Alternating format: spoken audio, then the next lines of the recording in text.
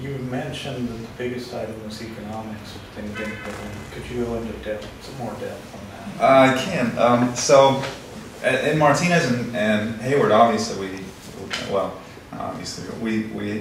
recommended a number of programs that we thought would kind of give us the biggest bang for the buck in greenhouse gas emission reduction. But if we, like for example in Tracy, where we're doing our first pilot, it's a veteran community. Probably 40% of the city commutes to Sacramento or San Jose or somewhere here in the Bay Area. And considering BMT is the largest greenhouse gas emission, it would be difficult for us to recommend that they change their BMT habits without giving them an economic outlet for actually not traveling to the Bay Area. So, what does BMT stand for? BMT, vehicle miles traveled. How much you drive? Yeah, basically how much you drive. So if we tell them the number one issue, 60, and a lot of these plants, over 60% of the GHG emissions are from VMT. Well, telling people in Tracy that they can't drive anymore takes away their economic base. So in Tracy, we're going to focus a lot on focus as much as we can on creating jobs in Tracy and recapturing the VMT of the high commuters, high number of commuters.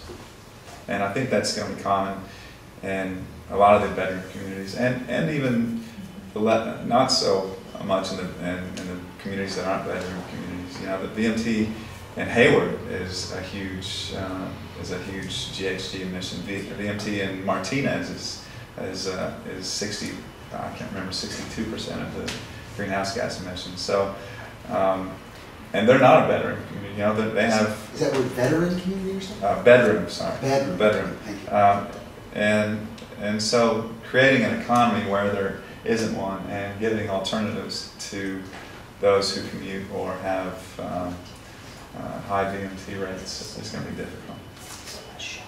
Do you ever talk about urban growth lines when you approach this? I mean, it would seem that a lot of the communities, like Tracy, I assume, needs an urban growth boundary to try to encourage density in the city. Can you even bring that up in these plans?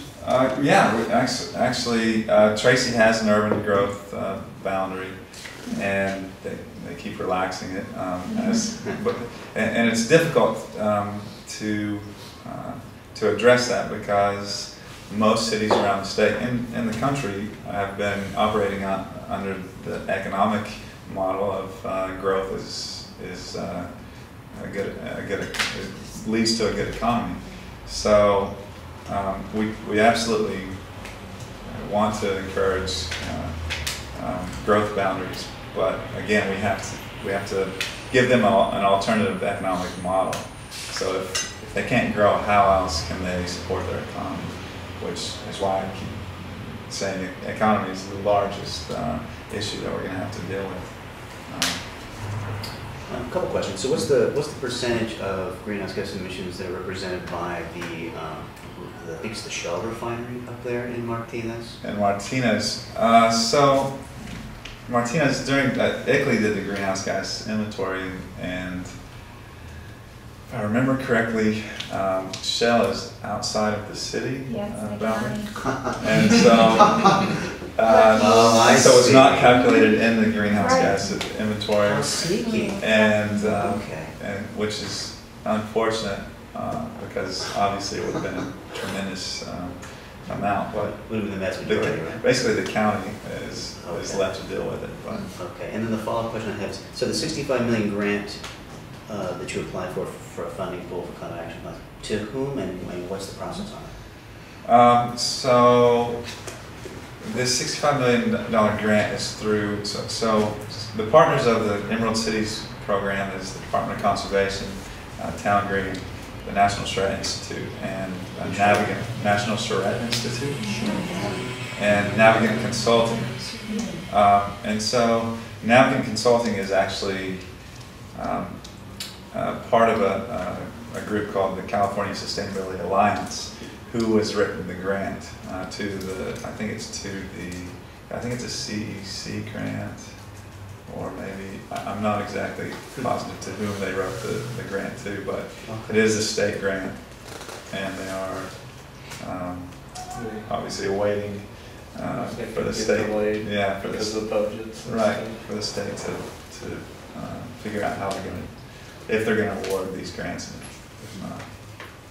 Thank you. All right. Yeah, I think we need to get on and just do, at our meetings, we always have updates. So thank you, Daniel. You're welcome. I do have some flyers here about the Emerald Cities program if anybody wants to take one. Yeah. And I'd be happy.